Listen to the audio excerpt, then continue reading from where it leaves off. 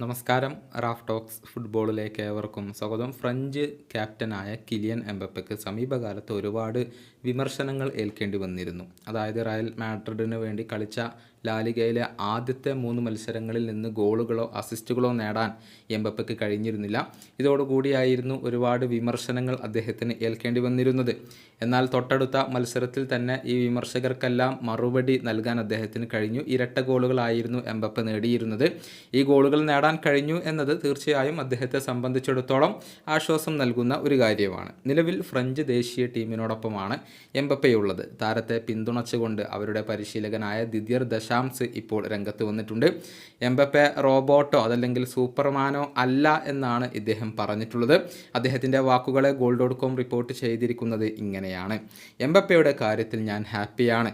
ഇത്തരം കാര്യങ്ങളൊക്കെ അദ്ദേഹത്തിൻ്റെ ദൈനംദിന ജീവിതത്തിൽ സംഭവിക്കുന്നതാണ്. എംബപ്പയുടെ കാര്യത്തിൽ എനിക്കോ അതല്ലെങ്കിൽ റയലിൻ്റെ പരിശീലകനായ കാർലോ ആഞ്ചലോട്ടിക്കോ ആശങ്കകൾ ഒന്നുമില്ല.